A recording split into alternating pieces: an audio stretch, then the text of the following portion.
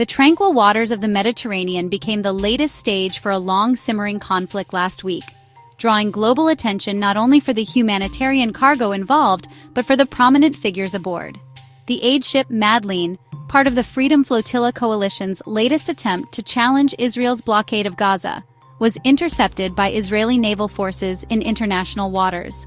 On board was a diverse group of activists, journalists, and humanitarians, most notably the world-renowned Swedish climate activist Greta Thunberg. Her presence transformed the mission from a familiar act of protest into a major international incident, merging the worlds of climate justice and the Israeli-Palestinian conflict in a way that captured the world's imagination and, honestly, its ire.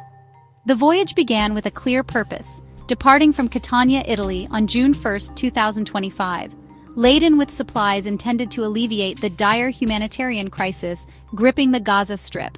For those aboard, like Swedish activist Andrew Arendt Wegerif and French Palestinian activist Rima Hassan, the mission was a moral imperative. They sought to deliver aid directly and, more symbolically, to assert the right of free passage to the besieged territory.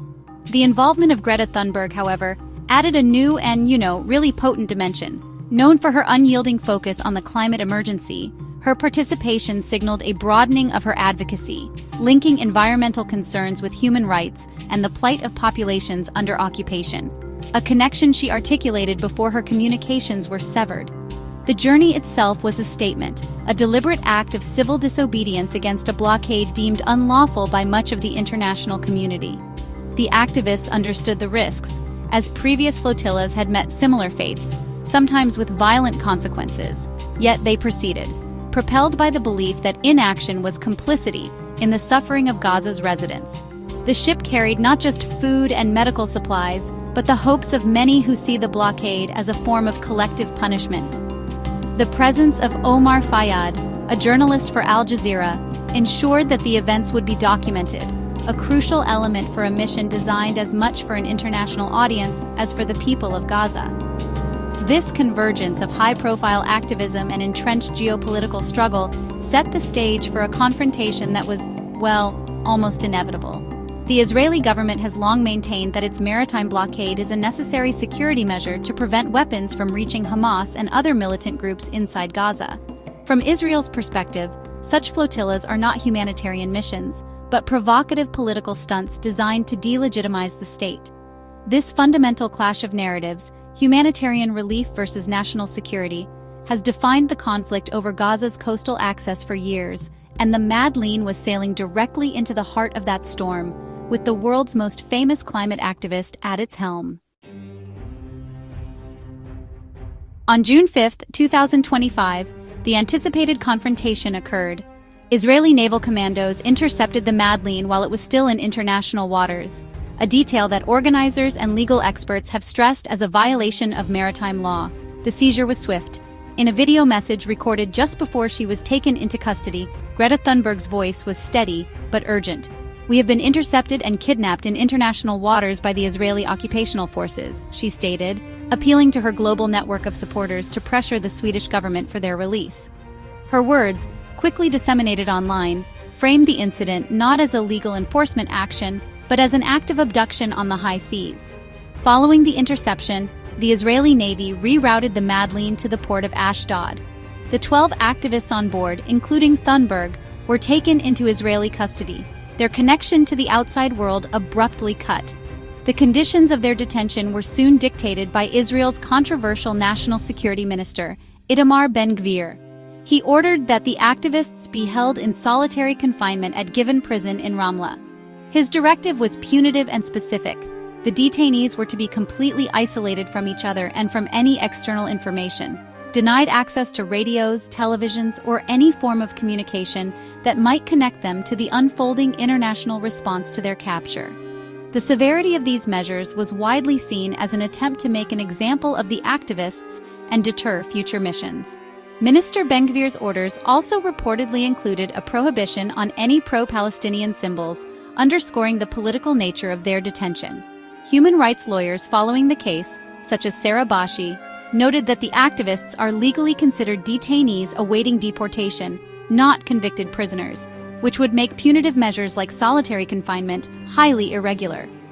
Unconfirmed reports also circulated that Israeli authorities might compel the detainees to watch videos of the October 2023 Hamas attacks, a move seemingly intended to reframe their pro-Palestinian advocacy. The Israeli government, meanwhile, worked to control the narrative, dismissing the entire mission as a publicity stunt. Officials publicly referred to the Madleen as the selfie boat, a derisive term meant to strip the voyage of its humanitarian credibility and portray its participants as naive or manipulative attention seekers.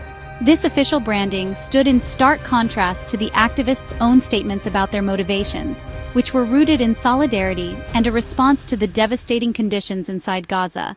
The plan, according to Israeli officials, was never to hold the activists long-term, but to process and deport them swiftly, effectively neutralizing their protest without creating international martyrs.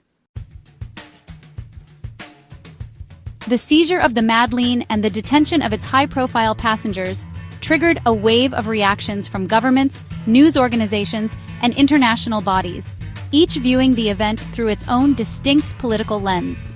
The Swedish government's response was notably muted, drawing sharp criticism from activists. Foreign Minister Maria Malmer Stenergard declared that the activists bore clear personal responsibility for their decision to join the flotilla. She further stated that the government did not believe they were in any immediate danger and, therefore, saw no need to provide consular assistance, a position that stunned many supporters of the mission who expected a robust defense of Swedish citizens. In stark contrast, Al Jazeera issued a statement expressing profound alarm for the safety of its journalist, Omar Fayyad, and the other activists. The network held Israel directly responsible for their well-being and called for immediate international intervention to secure their release. Al Jazeera's plea highlighted the increasing dangers faced by journalists covering the Israeli-Palestinian conflict and framed the interception as an attack on press freedom.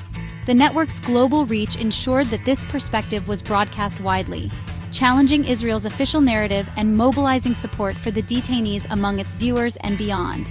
The United Nations also weighed in, focusing on the broader humanitarian context that prompted the flotilla in the first place.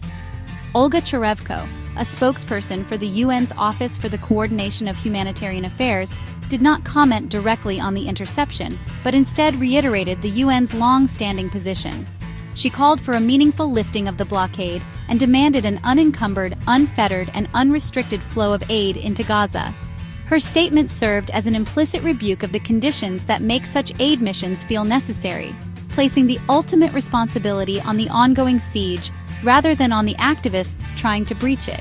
These divergent responses highlighted the deep geopolitical fault lines surrounding the conflict.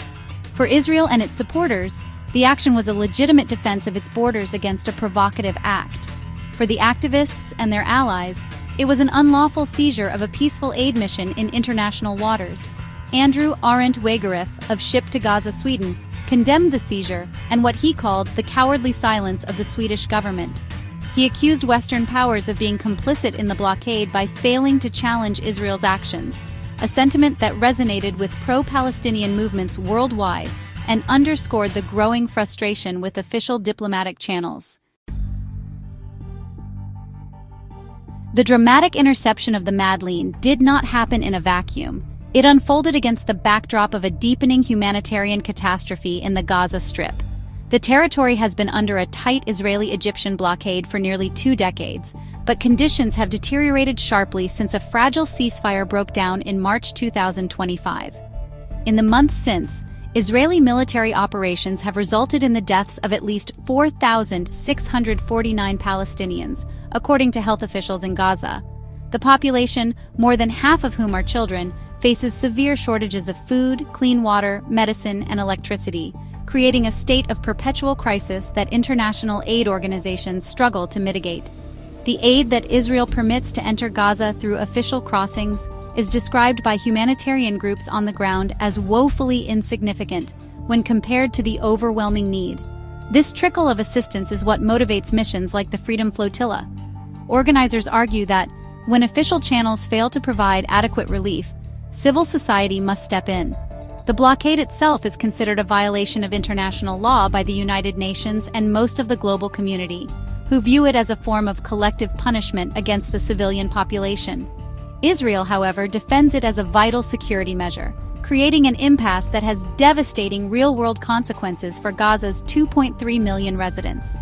The involvement of Greta Thunberg has undeniably amplified the global conversation about this impasse, forcing a wider audience to confront the realities of the blockade. Her activism brings a massive, youthful, and digitally savvy following to the Palestinian cause, potentially reshaping the landscape of international solidarity. However, it also presents a risk. The intense focus on a single famous Western activist could overshadow the daily struggles of Palestinians and the tireless work of local aid workers and activists who have been resisting the blockade for years. The challenge for the movement will be to leverage this newfound attention to effect meaningful change rather than letting it become a fleeting media moment.